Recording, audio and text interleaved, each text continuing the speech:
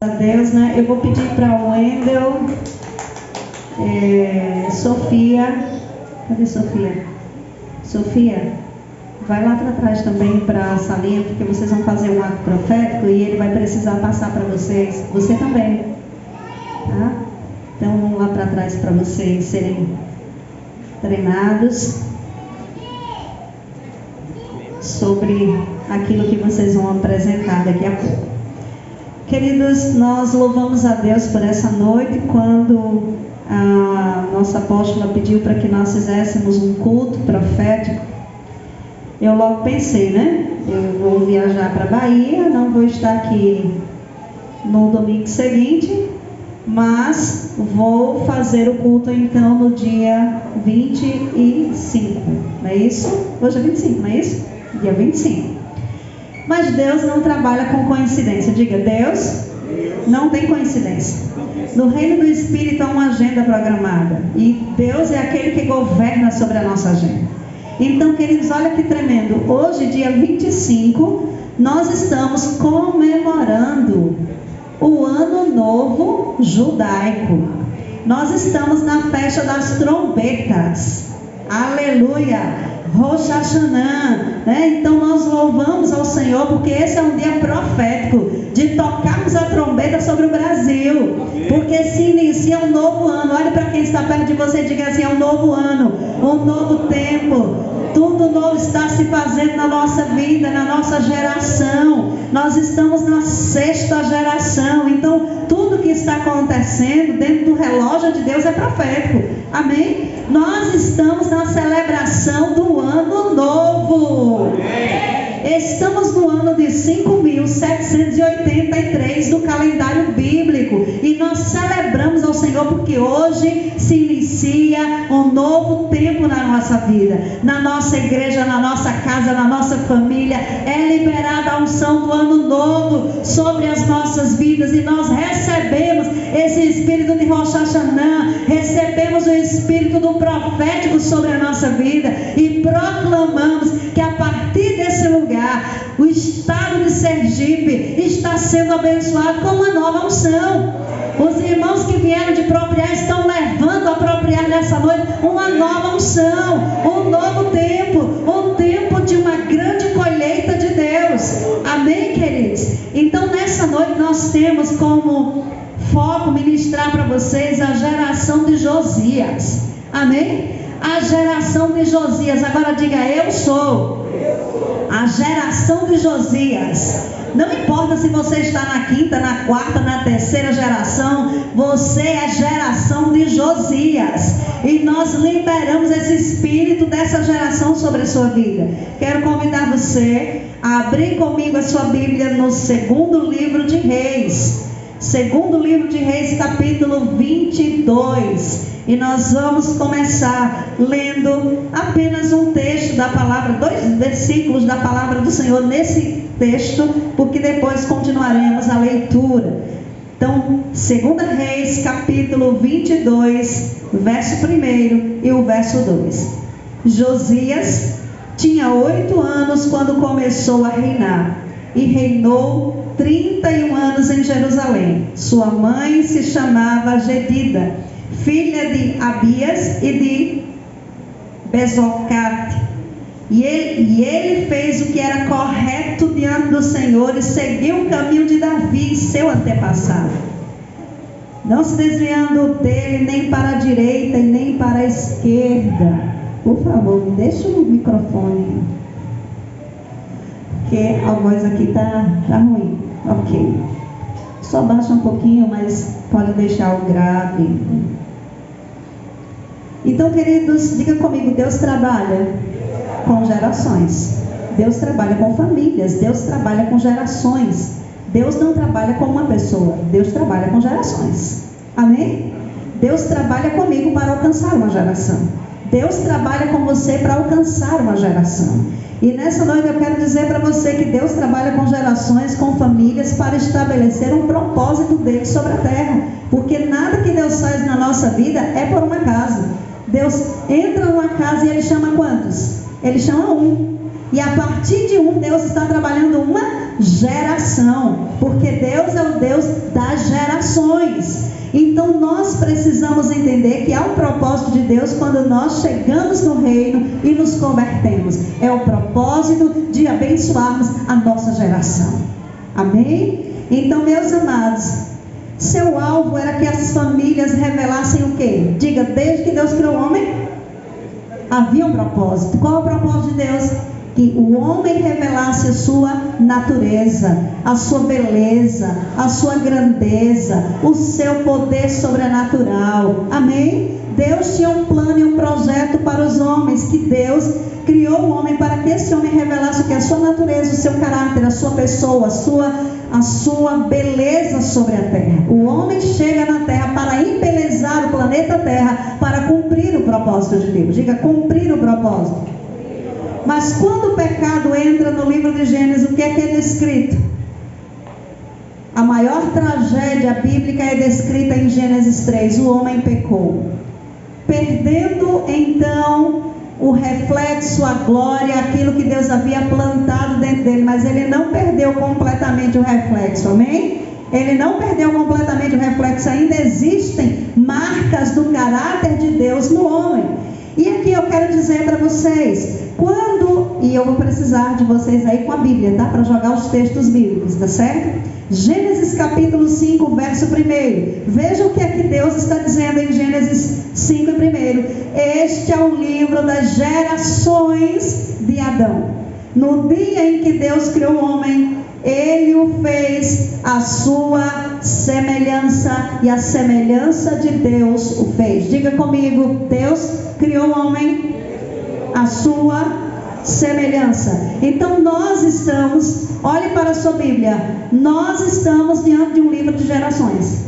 A Bíblia é um livro de gerações, porque Deus é um Deus de gerações. E nós temos aí 10 gerações que vai de Adão até Noé. E quando nós olhamos para essa palavra, Gênesis 5:3 diz: Adão viveu 130 anos e gerou um filho à sua imagem, conforme a sua semelhança, e a imagem e a sua imagem, e pôs o nome de Sete. Diga comigo, um filho segundo a sua imagem. Já não era mais a imagem de Deus, mas a imagem de Adão. Adão teve um filho e viu esse filho reproduzir a sua imagem, a sua semelhança, o seu caráter, os traços da sua identidade estavam naquele homem. E agora ele coloca o nome de seu filho de Sete. Muito bem.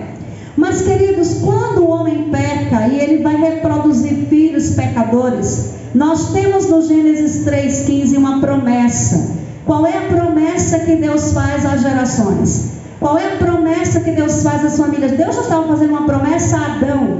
Deus não estava fazendo uma promessa a Eva. Deus estava fazendo uma promessa às gerações. E Ele estava dizendo, dessa semente da mulher, olha lá, porém inimizade. Vamos ler? Porém inimizade entre ti e a mulher, e entre a tua semente e a sua semente. Esta te ferirá a cabeça e tu lhe ferirás o calcanhar. A quem Deus está dizendo isso? Deus está dizendo isso ao diabo.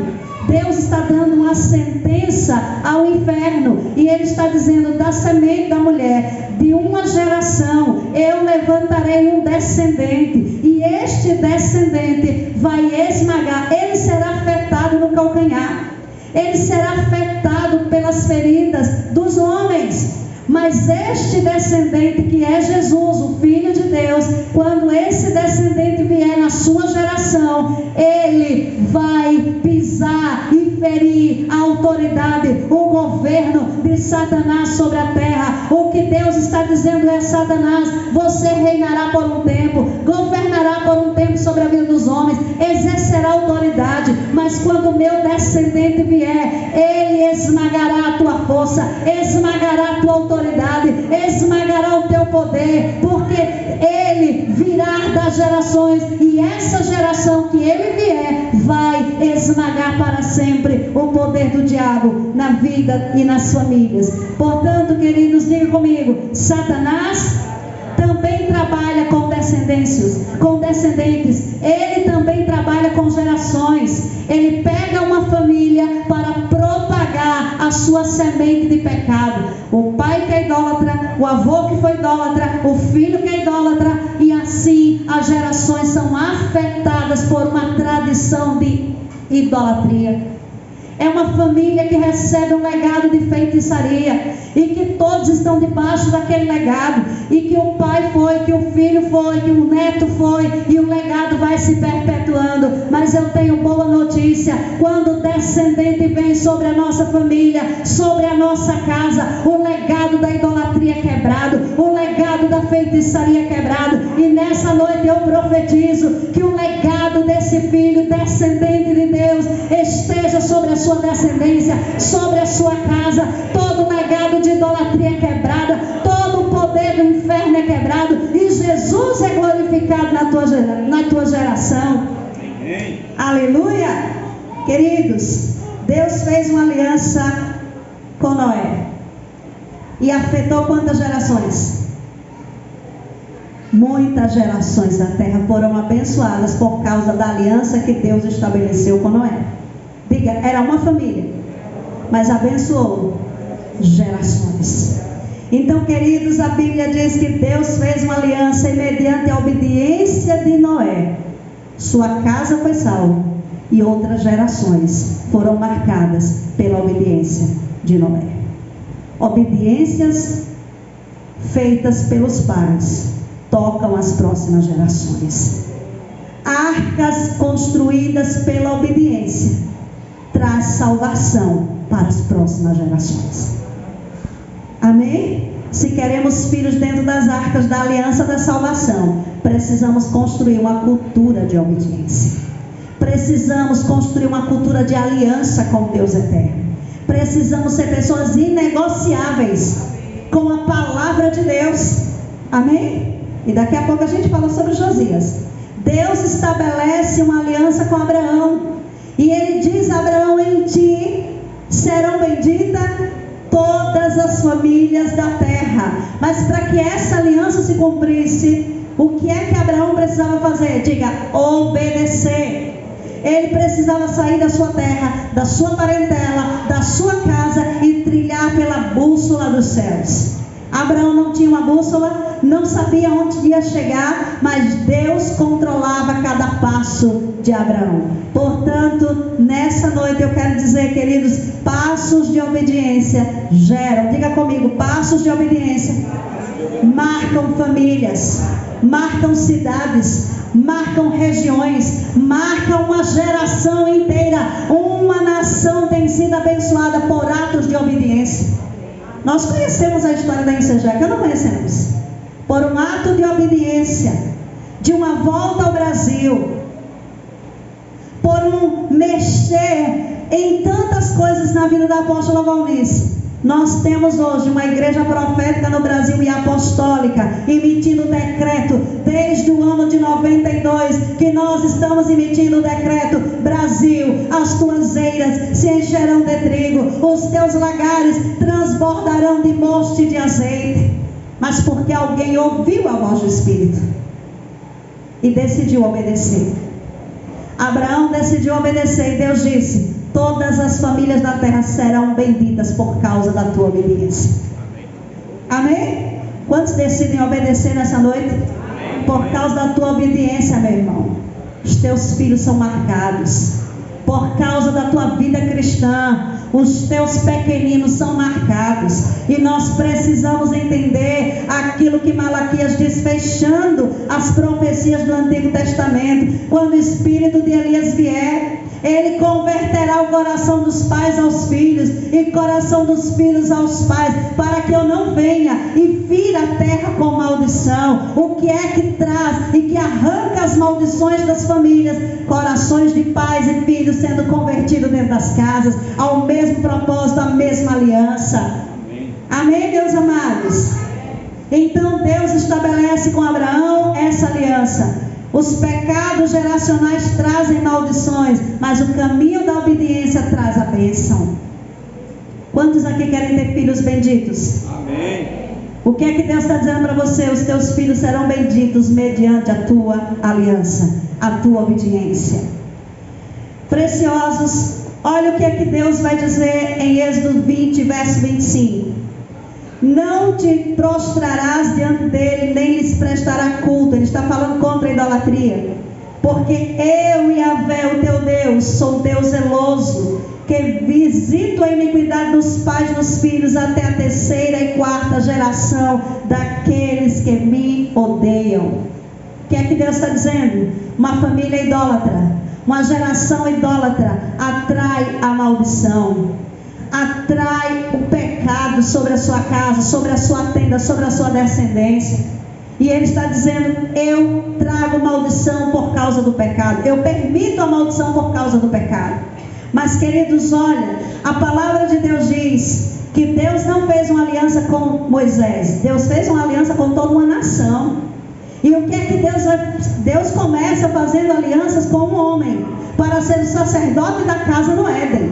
Ele faz aliança com Abraão e ele diz: por causa da tua aliança, famílias serão benditas. Mas quando chega em Moisés, ele está fazendo uma aliança com uma nação, com um povo. E o que é que Deus está dizendo para esse povo? Deus está dizendo assim: vocês querem que a minha bênção, que a minha palavra e que o meu reino venha sobre vocês, então vocês precisam ter uma atitude de como permanecer debaixo dessa bênção. Abra sua Bíblia ou leia aqui no texto Deuteronômio capítulo 6. Todos nós conhecemos a partir do verso 4. Olha o que nós passamos 7 anos declarando. Vamos recitar novamente. Vamos lá. Ouve, Israel, o Senhor nosso Deus é o único Senhor. Vamos lá. Amarás, pois, o Senhor teu Deus de todo o teu coração, de toda a tua alma e de todas as tuas forças. E estas palavras que hoje te ordeno estarão no teu coração, e as ensinarás aos teus filhos, e delas falarás assentado em tua casa, e andando pelo caminho, e deitando-te e levantando-te. Também as atarás por sinal na tua mão, e te serão por frontal entre os teus olhos. E as escreverá nos umbrais de tua casa e nas tuas portas. Amém? O que é que Deus estava dizendo para uma geração, para uma nação inteira que ele estava construindo? Ele estava dizendo: vocês precisam ter essa cultura. Vocês precisam trazer essa cultura para dentro de casa. E essa cultura fala, diga comigo: ensino, legado, testemunho. Eu estou andando, eu estou falando da palavra. Eu sento à mesa com os meus filhos, eu estou falando da palavra. Eu deito na cama, eu estou falando da palavra. Eu leio histórias bíblicas, eu impregno o reino dentro do coração dos meus filhos. Eu ensino generosidade, eu ensino amor, eu ensino graça, eu ensino perdão, eu ensino misericórdia. A palavra de Deus diz: ensinarás aos teus filhos. Quando você estiver, é uma cultura, andando pelo caminho. Quando você se assentar, quando você andar, todo o tempo a palavra precisa ser um legado deixado aos nossos filhos. Amém, meus amados? Então nós falamos da mídia, falamos do último produto que está vendendo. Os nossos filhos já sabem o novo iPhone, qual é o número do iPhone que está sendo lançado. Eles sabem qual é a moda da internet, eles sabem o que representa dinheiro, trabalho, eles sabem muitas coisas, mas eles são fracos no conhecimento da palavra, porque eles precisam de pais que deixem legados da palavra. As crianças precisam saber que Yahvé é o pastor, e quando alguma coisa está faltando, Yahvé vai trazer provisão. As crianças precisam saber que quando os pais dão um presente, a fonte não é o pai, a fonte é o provedor, e o provedor é Yahvé. Você pode trabalhar, meu filho, mas quem traz o teu pão, o teu sustento é o Senhor. Porque se der alguma coisa na sua mente, no seu físico, você não pode nem trabalhar. Nós somos limitados ao poder de Deus. Amém. Amém. E o seu filho precisa saber que o banco não é você, que o recurso não é você. Teu filho precisa aprender a orar, pedindo e gerando ele no Espírito. Pastora, mas eu tenho dinheiro, eu posso comprar, mas eu não vou comprar. Eu vou orar com ele e ensinar que ele precisa depender de Deus, porque é Deus quem dá. Mas em nome de uma cultura de pais doentes emocionais, nós queremos amor dos nossos filhos. E então queremos dizer: olha como seu pai é bom, olha como sua mãe é boa, tudo que ela tem a dar para você, achando que vai ser amado pelos filhos. Estão criando um bando de egoísta, que nunca reconhecerão que é pai ou mãe, porque entende que os pais são provedores dos seus desejos. Nós precisamos apontar para a fonte. Amém? Nós precisamos apontar para Ele. Meu filho, deixa eu te ensinar uma coisa: dele, por Ele, para Ele são todas as coisas. Glória, pois, a Ele eternamente. E se eu não tenho hoje, amanhã o Senhor vai trazer provisão. Nenhum pai tem que ficar doente da alma quando não tem algo que o filho quer. Nós não podemos dar tudo. Precisamos ensinar. A fonte vem dele. Ensina o teu filho andando no caminho. Ensina teu filho a simplicidade, que nada vai ficar para nós. Tudo é do reino. A coisa que mais me marcou na Bahia, e o testemunho que eu tive que engolir a comida quase chorando, porque quando você ouve isso de pobres é muito bom, né? Porque você é pobre mesmo, não se apega a nada, nunca teve. Mas quando você ouve o testemunho de rico, você fica assim, né? E eu ouvi de um casal, quando eles disseram assim: pastora, esse menino Samuel, ele foi uma dádiva de Deus, eu não podia ter filho, mas ele veio. E ele é filho único, ele tem 10 anos. E ele já tem um espírito missionário, porque já nasceu indo para as missões. E o pai e a mãe olharam para mim e disseram assim: ele estava juntando dinheiro, porque o maior sonho da vida dele era uma bateria. E nós chegamos juntos com ele, deixamos ele juntar, mas chegamos juntos e compramos, com aquilo que faltava, compramos a bateria para o nosso filho. Mas um dia o nosso filho vai ao campo missionário e ele vai a uma igreja em que não tem uma bateria.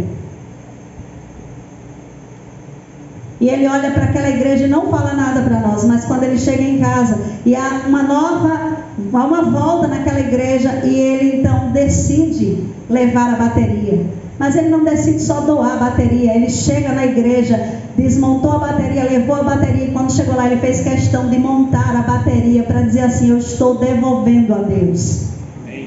Ele só tinha 10 anos, só tem 10 anos de idade, mas ele aprendeu que a coisa mais importante da vida é o reino de Deus. Amém. Nós precisamos de homens e mulheres que ensinem os seus filhos que o coração deles não está aqui, que o nosso coração está com Ele, que nada temos. Amém? Então Deus está dizendo assim: cria uma cultura no coração dos filhos. Por que que eu me emocionei? Porque hoje eu ouço uma geração dizendo: você tem que comprar, você tem que ter, você tem que fazer isso, você tem que conquistar isso. Você não ouve uma cultura dizendo assim: meu filho, você pode até ter isso, mas o seu coração não pode estar nisso. O teu coração pertence ao Senhor. Amém? Talvez se fosse algum de nós, né, sondando o nosso coração, e disséssemos assim: eu ia deixar meu filho dar uma bateria que custou tão caro para uma igreja, né, missionária, uma igreja que eu nem conheço, eu não vou plantar, não vou deixar meu filho, só tem 10 anos. Mas quando os pais ensinam generosidade, os filhos seguem o caminho. Nós precisamos ser generosos para que os nossos filhos aprendam que nós não amamos mamão e nem o dinheiro. Precisamos deixar um legado de dizer assim: meu filho, você será rico, próspero, mas quando você for próspero, entenda que o seu não é seu, é do rei. Amém? Então toda criança já nasce assim: é meu. O egoísmo já está no coração do ser humano. É meu, eu tenho.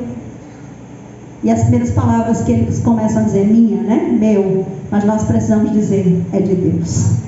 Amém?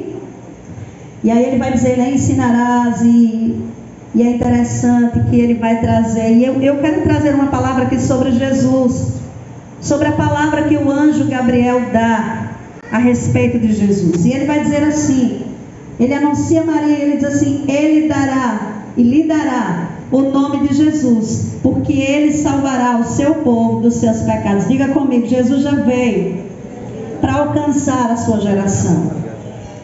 E aí nós perguntamos, o que é uma geração? O que é uma geração? O que podemos dizer sobre geração? O que é uma geração? Diga comigo, são indivíduos que nascem numa mesma época, no mesmo tempo, e que vivem culturas, costumes parecidos, histórias que estão ali inseridas naquele contexto. E isso vai dizer respeito ao quê? A uma sociedade que será estabelecida por meio de uma geração. Então a geração de hoje é a geração do quê? É a geração das internets, né? Das redes sociais.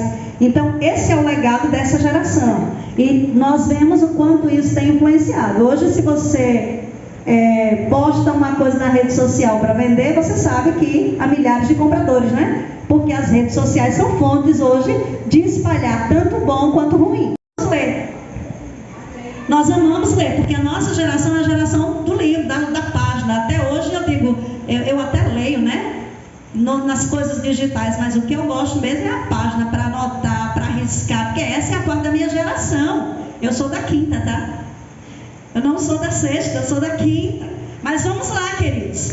Vamos olhar para o Brasil. Quando é que a nação brasileira nasceu? Uma geração nasce a partir do nascimento de uma nação, de uma cultura, de um rei. Então, quando é que o Brasil nasceu? Vamos lá, 1500. O Brasil foi descoberto, já tinha, né? Já existia gente aqui, mas ele foi descoberto pelos portugueses a partir do ano de 1500. Então, podemos dizer que nós estamos em que geração? Sexta geração. Então, vamos lá. Primeira geração, 1822. O que foi marcado? Diga comigo. Independência do Brasil. Segunda geração, 1862. Terceira geração, 1902. Quarta geração, 1942. Quinta geração, 1982. Sexta geração, 2022. Nós estamos na sexta geração.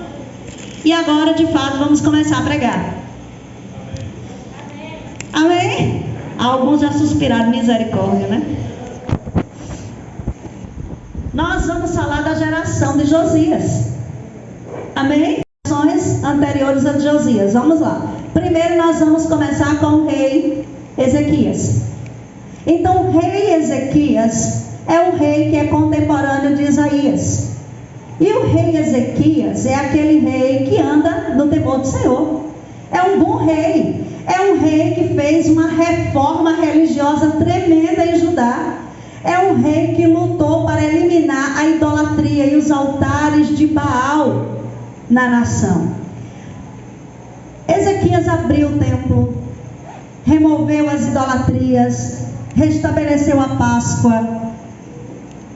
No aspecto militar, o rei Ezequias foi um dos reis mais bem-sucedidos, porque ele não apenas conquistou muitos territórios, como também ele foi aquele que abriu poços. Inclusive o poço de Siloé, o poço chamado de o Enviado, foi aberto pelo rei Ezequias. Então ele fez obras engenhosas, inclusive todas essas fontes aí de irrigação que o Judá ganhou, foi a partir do rei Ezequias. Então ele foi um rei maravilhoso. Só que Ezequias cometeu alguns erros na sua geração. Qual foi o erro do seu reinado? Primeiro, ele abriu a sua casa e mostrou os tesouros da sua casa para uma nação, para um povo que ele nunca deveria ter mostrado, para os babilônicos, né? E aí nós vamos ver que depois vai vir a tragédia por causa dessa atitude dele. Muito bem, ele começou buscando a Deus, servindo a Deus, mas na altura da sua conquista, o que nós corremos o erro, muitas vezes, de passar pela mesma situação. Ele começou temendo a Deus, buscando ao Senhor, querendo ouvir e agradar a Deus, mas quando ele vê todos os aplausos ao seu respeito, as nações vinham para celebrar o rei Ezequias, e dizia assim: que rei é esse, né? Um rei que fez maravilhas, conquistas, fez coisas extraordinárias. Então as pessoas ouviram a fama dele e vieram de todos os lugares para ver e elogiar Ezequias. O que é que aconteceu? Subiu ao seu coração o quê? O orgulho. a semente da destruição e da queda subiu no coração de Ezequias. E aí Ezequias vai adoecer. Deus vai trazer uma palavra através do profeta Isaías, que ele vai morrer. Ele vira para a parede e pede ao Senhor que lhe dê mais anos de vida. E Deus ouve a oração. E manda Isaías de volta e diz: vai lá e avisa ao rei que ele terá mais 15 anos. Nesses 15 anos, ele gerou um filho. Qual é o nome desse filho? Manassés. Nós estamos na segunda geração agora do rei Ezequias, né? Ezequias, Manassés. Manassés foi o pior rei de Israel. Gente, esse rei foi um rei terrível. E eu lembro que Pauliano uma vez estava ministrando, disse assim: era melhor ele ter morrido, né? Para não ter gerado aquele filho. Porque às vezes a gente ora para o povo não morrer e depois eles vão fazer miséria. Então era melhor ele ter morrido e não ter tido Manassés. Mas Deus, que controla e governa todas as coisas, né? Sabe por que Manassés entrou nas gerações aqui e na história. E o texto diz que ele foi idólatra, prostituto, adúltero. Ele fez de tudo na nação de Israel. Ele profanou o povo, desviou o coração do povo. Mas no finalzinho da vida, o que ele vai fazer? Ele se arrepende. E ele se volta para Deus, o Deus da misericórdia. Amém? E aí, queridos, desse rei Manassés nasce um filho. Qual é o filho? Amon. E esse rei Amon, que vamos chamar de terceira geração de Ezequias, né? Terceira geração, vamos dizer assim: esse rei Amon, ele foi um rei que reinou, mas o seu reinado, meu filho, durou pouco. Porque os próprios súditos vieram e maquinaram contra ele e o mataram. Porque não aceitavam o domínio e o governo desse rei. Muito bem. Passamos Ezequias, passamos Manassés, passamos o seu filho Amon e agora chegamos de fato ao rei Josafá, que começa a reinar com 8 anos de idade. Diga comigo, 8 anos de idade. E o texto vai dizer que o rei Josafá andou nos caminhos do Senhor. Diga comigo. Josias, perdão, irmãos, eu estou aqui no espírito de Leninho do louvor e da adoração, né? O rei Josias.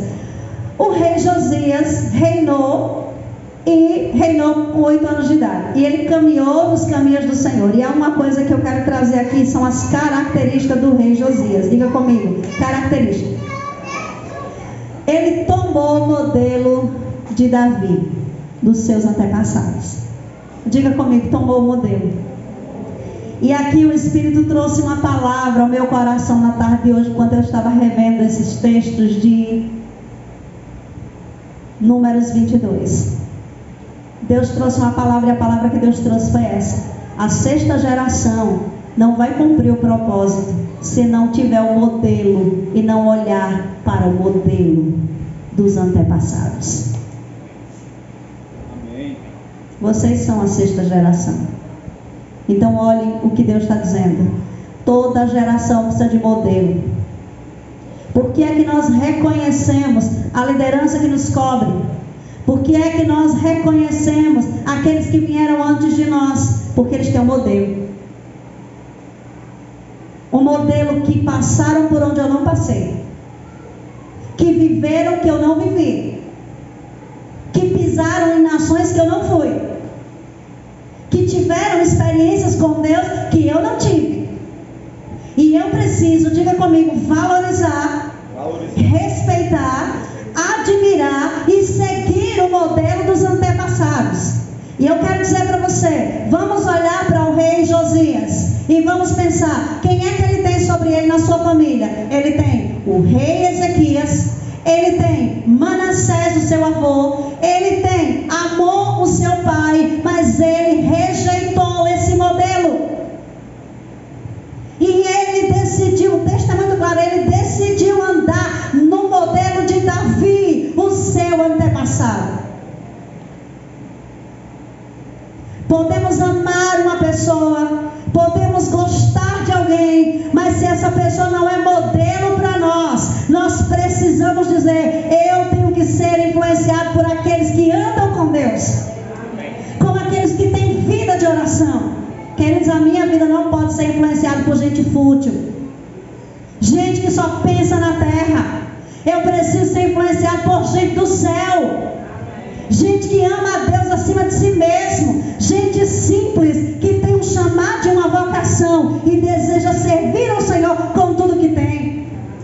E a gente hoje nessa geração boba, ficamos dizendo, ai, fulano é admirável, fulano é lindo, fulano é maravilhoso, porque posta as fotos lindas, o Instagram está aí para maquiar todo mundo, e a gente fica assim, ah, fulano é homem de Deus, é mulher de Deus, é lindo, é maravilhoso. Você precisa admirar quem você conhece, quem você vê fruto, quem você vê marca de Jesus na vida. Amém? Eu me converti olhando, não idolatro, mas olho e admiro. Eu me converti olhando para quem? Eu comecei olhando para a apóstola Valnice. E a minha oração de 12 anos de idade era o quê? Eu quero amar a Deus como essa mulher. Eu quero servir a Jesus na mesma paixão que eu vejo nela. Então se levanta vários modelos e nós amamos, nós admiramos. Mas quem eu conheço, quem eu convivi, quem eu vi, quem eu conheço a história é a minha liderança. Então é para essa liderança que eu olho. Quando eu quero olhar para a simplicidade, eu olho para a vida da apóstola Raquel e vejo coração missionário. Aí vem a 6ª geração dizendo assim, que nada, nós queremos pegar o modelo jovem, o modelo radical. Nós precisamos pegar os modelos que falam daquilo que a palavra de Deus diz. Nós não podemos ser, queridos, impressionados com maquiagens, porque as maquiagens saem, aquilo que aparenta sai, mas aquilo que é verdadeiro permanece. Você pode admirar, você pode amar, mas você tem que ter um modelo para seguir. Amém. Ah, pastora, meu modelo é Jesus. Você está vendo ele aqui? Jesus está no irmão, Jesus está no líder. Amém? Então não fique dizendo, ah, meu modelo é Jesus. Então você não tem modelo. Porque o Jesus está naqueles que convivem com ele. Amém? Nós temos para onde olhar, queridos. Quando você abre as lives, e aqui eu não estou enaltecendo ninguém não, mas quando você abre as lives da intercessão, o poder da intercessão, nós temos riqueza sendo liberada sobre o solo brasileiro. Amém? Estão ensinando sobre como nós devemos tomar, a 6ª geração vai tomar o Brasil e fazer do Brasil um objeto de louvor sobre a terra. Amém? Amém? Aí me dá uma agonia, porque tem gente que ouve cada baboseira e coloca lá, amém, que negócio lindo, que negócio maravilhoso. Seja profundo, tenha modelo, porque quando nós olhamos para o modelo, nós seguimos. Amém? Então diga comigo, eu preciso ser como Josias, olhar para os antepassados. Quem são os antepassados? Diga, a 4ª geração, a 5ª geração. Olhe para o século XIX. Quem é que você tem lá? Quem você está vendo no século XIX? Homens e mulheres de Deus que deixaram registro de biografia tremenda. Quem você está vendo na 5ª geração? Homens e mulheres de Deus que não apenas no Brasil, mas no mundo inteiro foram vozes proféticas e vozes de Deus. Quando eu olho para a Coreia e a realidade da Coreia, eu digo, meu Deus, temos modelo na geração passada, temos modelo na 5ª geração, na 4ª geração. Olha o que Poyoshow fez, mudou a Coreia do Sul. E se tivéssemos um Poyoshow lá na Coreia do Norte, a Coreia do Norte estava fervendo de avivamento. Amém? Aí nós simplesmente dizemos, não, pastor, eu tinha aqui para observar o rei Ezequias, o rei Manassés, o seu pai, mas diga comigo, ele desprezou o modelo do rei Ezequias, porque ele sabia que no final Ezequias orgulhou o coração. Ele não abriu mão e não aceitou o modelo de Manassés, porque foi um rei horrível. Ele não aceitou o modelo do seu pai. Aí tem gente que tem pai idólatra, cheio de tradição, cheio de coisa, assim, meu pai, meu pai, meu pai, eu sou como meu pai, eu amo meu pai, eu faço as coisas como meu pai. Meu filho, você tem que amar e valorizar o seu pai, respeitar, honrar, mas ele não é modelo se ele não conhece Jesus. Modelo é aquele que conhece a Jesus, nasceu de novo e transmite Jesus para um legado familiar. Amém? Dura essa palavra, não? Diga comigo, a sexta geração tem que andar no modelo, olhar para aqueles que carregam a palavra. Amém. A sexta geração, eu quero ensinar vocês têm que pegar modelo de gente que carrega a palavra, não é na boca não, é no coração, é na vida, é na estrutura de todo o seu ser, que fala a palavra, que ora a palavra, que vive a palavra, que mergulha na palavra. É essas pessoas que nós temos que olhar. Aí quando vê uma pessoa pregando a palavra, diz: eu não gosto de ouvir o discurso não, porque é tão enjoado, é de ler tanta Bíblia, é tanto discurso de versículo bíblico. Você precisa se converter, meu filho, porque a Bíblia é que dá fundamento à palavra. Nenhum pregador pode pregar fora da Bíblia. Amém? Às vezes o pregador é até monótono, até com uma vozinha cansativa, mas se ele está pregando a Bíblia, é a palavra de Deus. Então diga comigo, modelo. Olhe para aqueles que carregam a palavra e têm uma vida íntegra e está deixando um legado para a sua geração. Ninguém chegará longe sem modelo.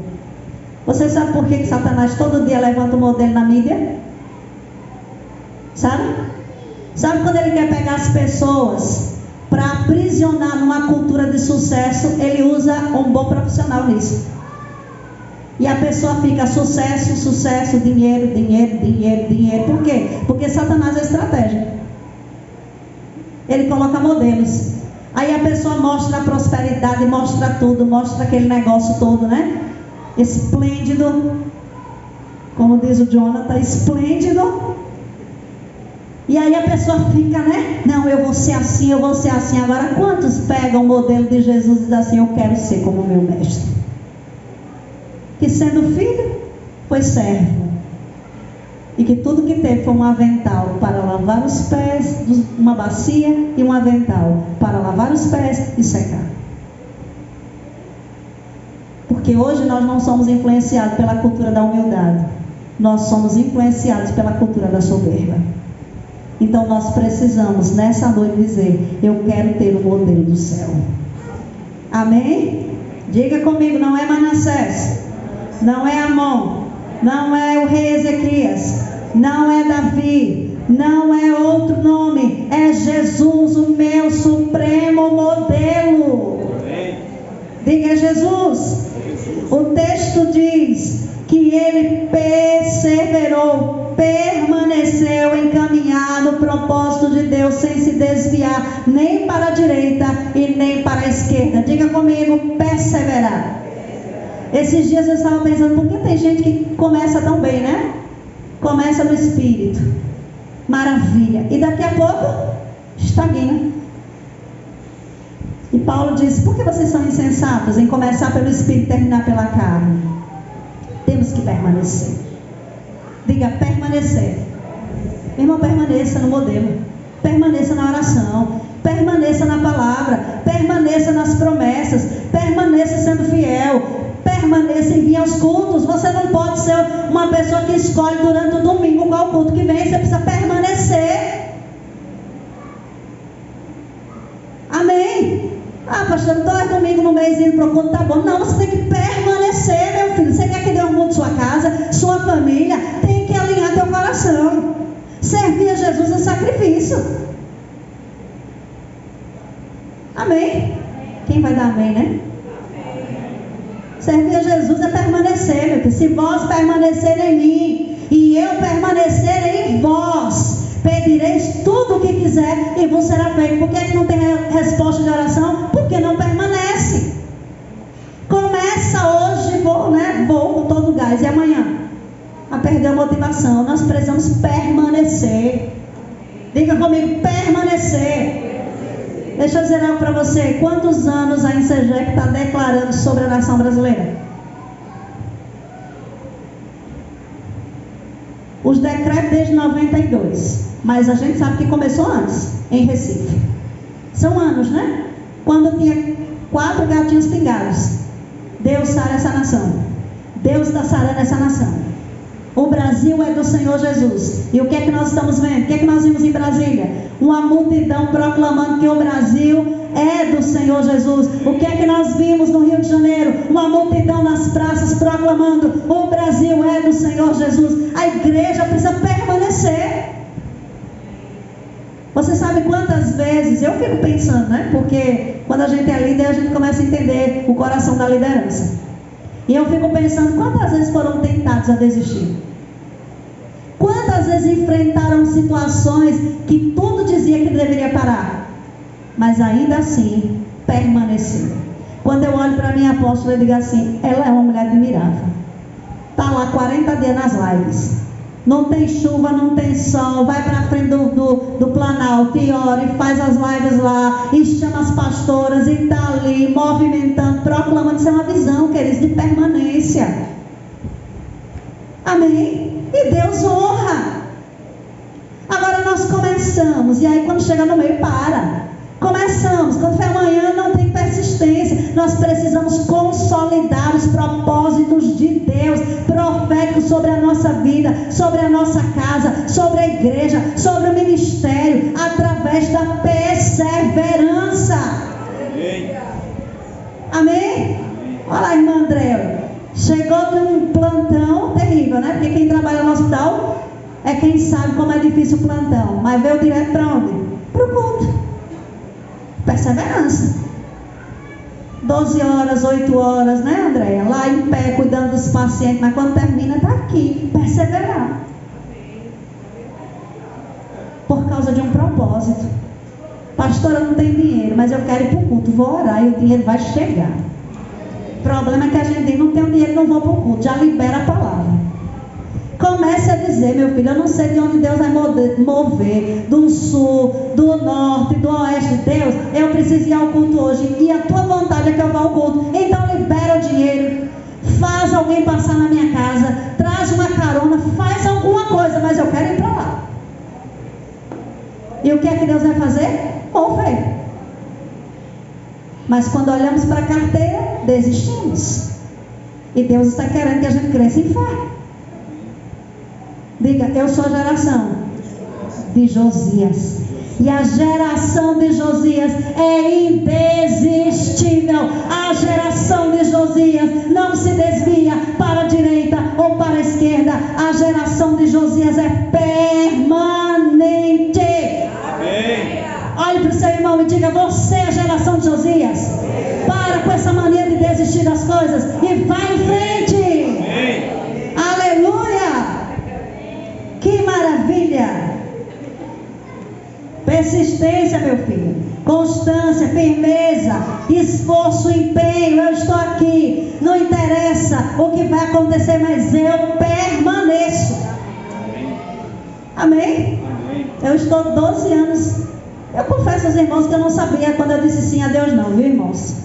Eu disse sim a Deus debaixo da pressão dele. E eu disse: tudo bem, Senhor, o Senhor está me chamando para esse negócio de pastor, eu vou aceitar. O Senhor sabe que eu não estou muito convertida a isso. Mas uma vez eu disse ao Senhor que nunca vou dizer não, então eu vou dizer sim. Mas depois que eu entrei, eu disse assim: Deus, não dá para voltar atrás, né? Eu estou ministrando lá na Bahia e tem um pastor, né? Aí eu disse assim: gente, não podemos desistir do ministério e tal. Aí o pastor, eu falei, né, pastor, se nós pudéssemos desistir, quantos de nós pastores já teríamos desistido? E ele disse, levantou, né, e falou assim: olha, eu estou colocando meu cargo à disposição, né? E eu disse: pastor, ainda que o Senhor tenha pressão, ainda que esteja difícil, mas o chamado, uma vez que colocamos a mão no arado, não podemos desistir e nem olhar para trás. Amém? Então, queridos, tem dia que a coisa é difícil, mas nós temos a garantia de que o Senhor está conosco. Então, essa é a permanência. Eu tenho essa convicção dentro de mim. Eu digo: olha, Deus, eu já tive crise com muitas coisas na vida, mas com a minha fé eu nunca tive crise. Eu sempre fui convicta do que eu quis, do que eu entendi do Evangelho, do que eu encontrei em Jesus. E ninguém arranca essa convicção do meu espírito. E é por causa dela que eu permaneço. Quando o pai não aceitava, quando os meus pais não entendiam o chamado, quando alguns achavam que eu era louca, que eu deveria fazer outra coisa da minha vida, eu disse sim para Deus. E digo hoje aos irmãos, não me arrependo do meu sim. Se tivesse 1000 vidas, daria novamente. Amém? Então, meus queridos, nós somos a geração indesistível. Eu estou na quinta, mas vocês são da sexta. E a da sexta tem que ser melhor do que eu. Viu, Carlos Bruno? A sexta tem que ser melhor do que eu. Tem que ter mais fogo do que eu, mais unção do que eu, mais gás do que eu. Por isso que vocês entram na linha quando eu chego para abriar, né? Ninguém chega no culto. Irmã, estou cansada, eu estou com dor, mas a gente vai tocar, a gente vai ministrar, vai enfrentar o inferno, nós vamos fazer guerra, ninguém vai ficar aqui, estou cansado, não. Começa a alinhar o físico aí, porque você é guerreiro. Amém? Amém? E você tem que ser, vocês da sexta geração tem que ser melhor que eu. Porque vocês olham e veem, eu sou alguém indesistível. Eu fico irritada quando alguém diz para mim, vai descansar. Fique em casa, não vai não para apropriar. Eu digo, eu vou porque eu tenho um chamado. E eu vou morrer cumprindo o meu chamado. Ninguém vai me dizer, tenha pena que você fique em casa. Eu digo, dá vontade de dizer aquela palavrinha, né? Para trás de mim. Essa não é a voz do Senhor. Porque temos que nos gastar pelo Senhor, amados. Eu encontrei o bem mais precioso da minha vida, é Jesus, e eu tenho que me gastar por Ele. Eu vejo tanta gente se gastando por loucura. Eu preciso me gastar pelo que vale a pena. Amém? Então diga comigo, esse rei tinha uma preocupação. Qual era a preocupação do rei? O templo do Senhor. E ele decidiu fazer o quê? Diga, do reino de Deus, a sua prioridade. O reino de Deus foi a prioridade do rei Josias. Ele abriu e disse, vão. Ele manda aqueles que estão servindo a ele e diz, vai olhar o templo. Vê como é que está o templo. Faz os reparos no templo. Junta prata, junta ouro, tudo que tiver lá. E faz a reforma no templo. Faz os reparos necessários no templo. Porque o coração de Josias estava onde? Precisamos restaurar o lugar do culto. Precisamos restaurar o lugar da presença. O que é que eu quero dizer? Ele era o quê? Diga comigo, um rei. Qual deveria ser a preocupação dele?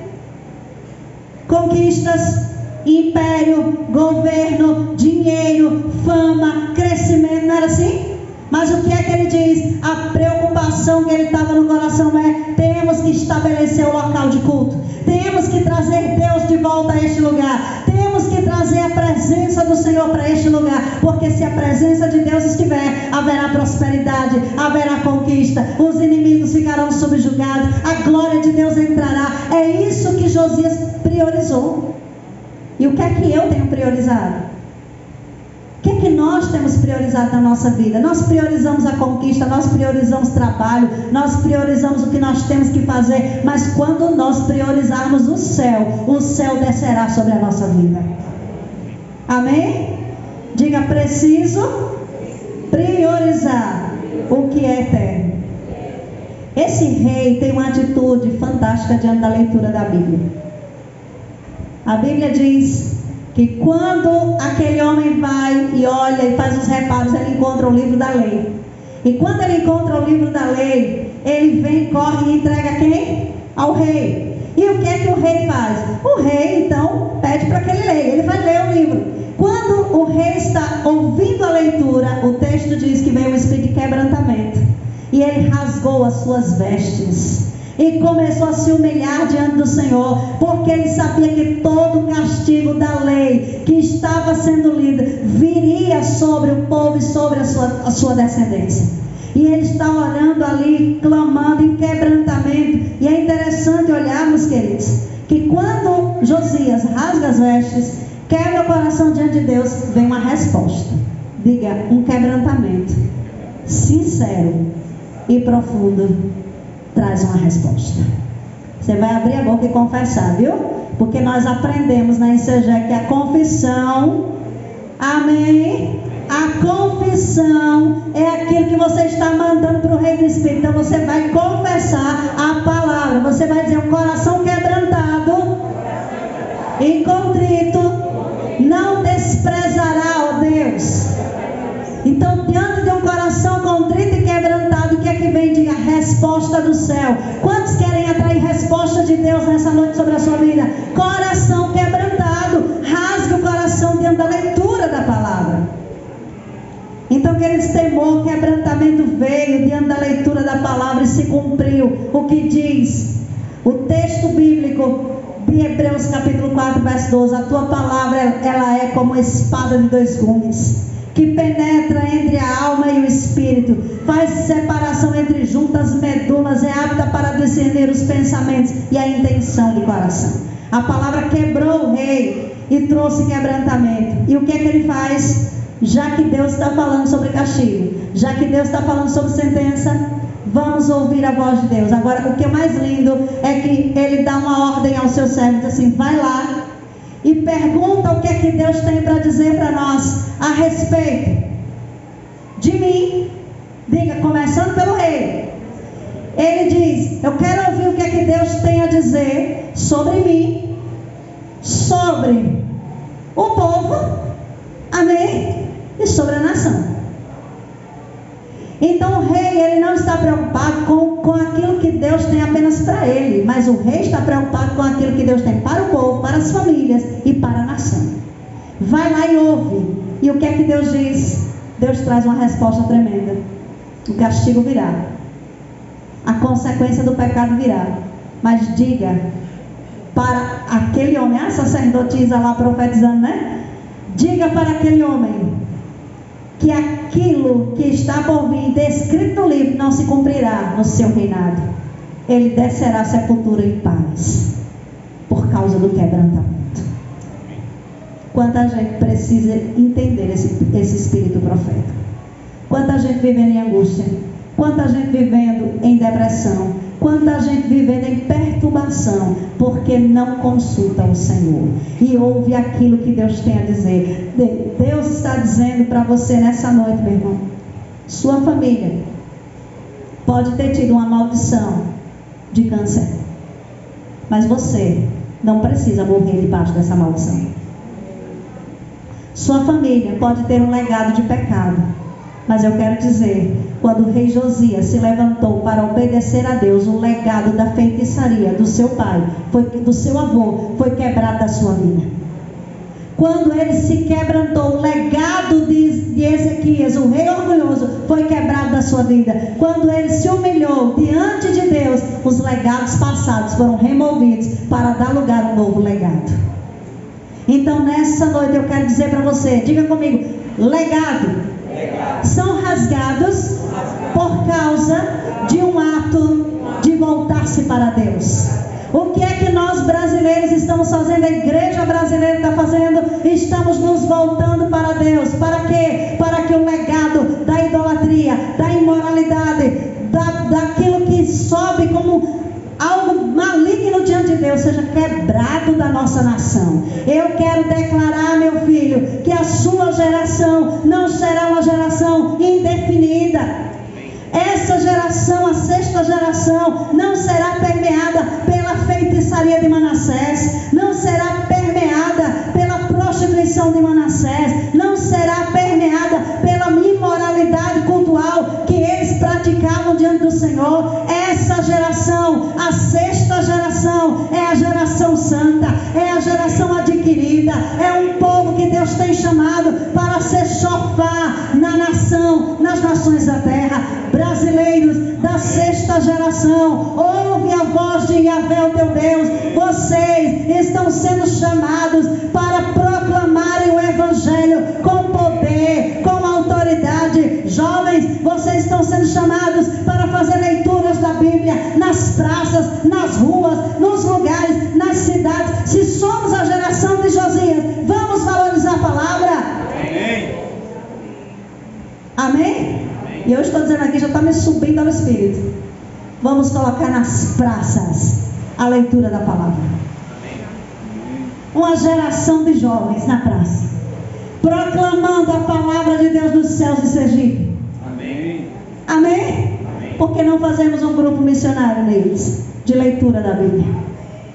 Chegamos nas cidades, indo para as praças principais, em pleno dia do sábado, e declarando a lei de Yahvé, e declarando que essa palavra se cumprirá sobre o solo brasileiro. Amém. Temos gente aqui que nós podemos contar com esse projeto de Josias? Amém. Amém? Vamos para as ruas? Vamos para a praça? Nos sábados, à noite, à tarde, finzinho da tarde, com o violão, com a palavra, declarar: essa palavra se cumprirá. Os rios de Deus passarão sobre a cidade de Aracaju, sobre o estado de Sergipe, sobre a cidade de Propriá. Os rios de avivamento que vieram na época de Josias virá sobre a nossa época. Amém. E a Bíblia diz que Josias, ele vai restaurar algumas coisas que tinham sido quebradas. Diga comigo, ele vai dar respostas a Deus. O que é que ele faz? Ele vai e levanta todos os sacerdotes, todos os anciãos e diz: vamos para o templo. E quando chega no templo, o que é que ele faz? Lê a Bíblia. Porque é a palavra quem faz, meu irmão. É a palavra que opera. É a palavra que transforma, é a palavra que muda, é a palavra que liberta, é a palavra que arrebenta as cadeias, é a palavra que nos revela Jesus, é a palavra que mostra a verdade de Deus ao coração do homem. E o rei diz: vamos para o templo, vamos ouvir a palavra, vamos ler a palavra. E quando começa a ler a palavra, o rei dá uma pausa e diz: eu vou fazer uma aliança com o Senhor. Eu dou resposta ao Senhor. Nós temos que ler a Bíblia com o espírito de Josias. Nós não podemos ler a Bíblia dizendo: isso aqui é difícil, foi Jesus, mas para mim não dá certo não. Nós temos que ler a Bíblia dizendo: essa palavra é para mim, eu me aproprio dessa palavra, eu tomo posse dessa palavra, eu declaro que essa palavra é fonte de vida sobre mim. Amém. Por que eu não tenho ânimo de ler a palavra, pastora? Porque eu leio a Bíblia como um livro qualquer. A Bíblia não é um livro. A Bíblia é a revelação de uma pessoa bendita chamada Jesus Cristo. Desde o Gênesis ao Apocalipse, a centralidade é Cristo Jesus. Quem ama Jesus, ama a palavra. Amém? Então comece a ler a Bíblia, meu filho, porque o avivamento virá. Vou dar um conselho para os pais. Ao invés de cada um ficar com o celular, e ao invés de cada um ficar nas suas redes sociais, no final da noite, tome o texto da Bíblia e comece a ler dentro de casa com seus filhos. Pastor, eu não sei fazer culto doméstico. Pegue a Bíblia. Sacerdotes, homens, chamem as suas famílias, suas casas, suas esposas, para lerem essa palavra. Essa palavra vai mudar a vida dos seus filhos. Ah, pastora, tem síndrome, tem transtorno, tem não sei o que. Coloca a palavra, meu filho, porque a palavra muda. Coloca os neurônios no lugar. E pastora, a pessoa está com os neurônios com problema, né? Está com transtorno. Tem transtorno que não seja curado mediante o poder da palavra. Amém? Vou contar aqui para vocês o testemunho que eu li essa semana. Compartilhei, acho que foi com Rejane, né? E chorei dentro do táxi. A mulher olhava para mim e dizia assim: por que ela está chorando, né? Acho que ela pensava, porque eu chorava das lágrimas assim, com o testemunho do hindu. O hinduísta ganhou uma Bíblia de uma missionária. E ele começou a ler a Bíblia. E ele tinha uma sede de conhecer a verdade, mas ele não era qualquer hinduísta. Ele era um hindu em que o pai morreu e deixou um legado: você será o próximo líder deste povo. E todos estavam com a expectativa de que ele assumisse a liderança. E de repente, na sua casa, o pai morreu, ele está ali, na sua casa chega uma senhora batendo na porta e pedindo água. Uma missionária, baixinha. E ele disse que foi pegar o copo com água, deu a água para a mulher, e quando ela veio, doou uma Bíblia. Doou uma Bíblia para aquele homem. Aquele jovem, né? E ele pegou a Bíblia. E ele começou a ler. E ele disse: quando lê o texto, conhecereis a verdade, e a verdade vos libertará. E ele disse: é isso. Isso é o tema da minha vida. Eu quero conhecer a verdade. Mas depois ele começou a pensar: eu não vou continuar lendo a Bíblia, porque se eu me tornar alguém que é cristão, eu vou perder o amor da minha mãe, do meu pai, do meu pai já tinha morrido, né? Da minha família, das minhas irmãs, dos meus irmãos, e eu vou perder o amor da minha família. E ele fechou a Bíblia e disse: nunca mais vou ler esse livro. E foi dormir, adormeceu, e ele teve um sonho. E no sonho Jesus tocava no ombro dele e trazia uma palavra para ele tão profunda, que era a palavra do jovem rico. Ele não tinha visto isso na Bíblia, mas ele ouviu o próprio Jesus dizendo para ele: queres tu fazer a mesma coisa? E ele volta, acorda e ele diz: não vou fazer a mesma coisa, vou assumir o meu compromisso com Jesus. Aquele homem é chamado para trabalhar no hospital com crianças que têm transtornos em alto grau. E o amor daquele homem vai tocando as crianças. E ele conta de uma criança que tem transtorno, que batia no rosto, que se agredia até sangrar. E quando a criança começava com aquela agitação, ele começava a abraçar a criança e liberar o amor de Deus. E ele disse que um dia, não sabendo o que fazer, pegou a criança no colo e começou a orar em língua pela criança. E o Senhor disse para ele: o caso Steve só pode ser liberto com jejum e oração. Ore por ele, jejue por ele. Mas o mais interessante na vida desse homem é que a sua mãe está prestes a morrer. Essa mulher está na Inglaterra e ele não tem dinheiro para chegar na Inglaterra. Ele está fora da sua casa, ele não tem dinheiro. Mas o mais impressionante é que ele tem uma outra experiência com Jesus em um outro sonho. E Jesus disse para ele: eu sou o mesmo, de ontem, de hoje e eternamente. Ele não entendeu aquilo, mas Jesus continuou falando: eu sou mesmo. E ele perguntou: o que tu queres me dizer? Ele disse: eu sou mesmo que curei no passado. Eu sou aquele que abriu os olhos dos cegos. Eu sou aquele que levantei o paralítico. Eu continuo mesmo. E ele, sem compreensão nenhuma, ouviu Deus dizer para ele: ore pela sua mãe. Uma mulher que estava com câncer nos ossos, diagnosticada para apenas 1 ou 2 semanas de vida. Ele começou a orar por ela e orar em línguas. E ele vive uma experiência com Deus em que 1 semana depois, sem dinheiro para chegar até a Inglaterra, ele recebe o comunicado da sua família que a sua mãe tinha sido curada.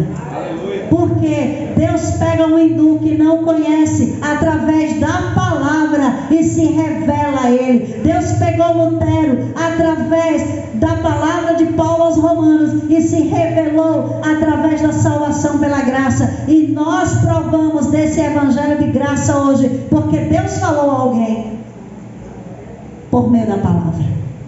A palavra fala. Você pode estar com o maior problema na vida, mas quando você abre a Bíblia com sinceridade de ouvir Deus falar, Ele vai falar para você. Amém? Diga comigo: a palavra muda a atmosfera. Andar com Deus. Olha a aliança que ele fez: andar com Deus, guardar seus mandamentos. Isso influenciou o povo e todo o povo respondeu a mesma coisa. Diga: quando o rei é tocado, a nação é tocada. Quando o presidente é tocado, uma nação é tocada. Amém? Queridos, Deus está trazendo um avivamento para o Brasil. Amém. Deus vai começar em cima. Deus vai começar naqueles que exercem autoridade. E o que é que ele faz? Diga: ele remove do templo todos os objetos consagrados a Baal. Ele removeu os objetos consagrados a Baal, destruiu e destituiu a liderança dos sacerdotes idólatras. O que é que esse rei entendeu? Não vai ficar nada. Nem ídolo, nem imagem e nem aqueles que estavam na liderança sob a idolatria. Vamos remover tudo. Diga: chegou a hora de quebrar os ídolos e de remover tudo aquilo que não toca aos céus. Tirou os postes ídolos, derrubou as moradas dos prostitutos, removeu a feitiçaria e a idolatria. Agora eu pergunto: o legado dos pais permaneceu sobre ele? porque ele decidiu trilhar um caminho diferente. Você não pode passar a vida dizendo: eu não vou chegar a lugar nenhum porque meu pai não chegou, porque minha mãe não chegou. Eu não estudei porque meus pais não me ensinaram a estudar, porque não me estimularam, porque isso, porque aquilo. Você precisa tomar decisões de seguir passos diferentes. Amém. Pastora, sabe por que eu não gosto disso? Porque minha mãe fez isso comigo, meu pai fez isso comigo. Mas hoje eu lhe apresento um novo pai que remove esse legado, que remove essas cadeias, que remove essas prisões de Satanás, de medo, de angústia, de opressão, de poderio do inferno da sua vida. E eu declaro um novo legado de libertação sobre você. Eu declaro que esse legado de timidez, esse legado de opressão, de feitiçaria da nossa casa é quebrado na autoridade do nome de Jesus, para dar lugar a um outro legado de santidade. Queridos, nós precisamos viver isso. Pastora, ninguém na minha casa foi fervoroso em servir a Deus, e você vai continuar fazendo o mesmo legado? Todo mundo é assim, né? Vai à igreja, mas não quer muito compromisso. E você vai continuar assim? Chegou a hora de você fazer como o rei Josias. Eu assumo a minha aliança com Yahvé. Qual é a minha aliança? Diga comigo. Eu assumo a aliança de andar com Deus. Quantos aqui estão dispostos a assumir a aliança de andar com Deus e ser transladado como Enoque? Caminhar na atmosfera do Espírito. Amém? Vamos ficar de pé? E vamos orar pela 6ª geração, né? Eu quero pedir para alguém ir lá atrás, né, avisar as crianças que elas hoje que vão apresentar, tá? É elas hoje que vão profetizar para a igreja.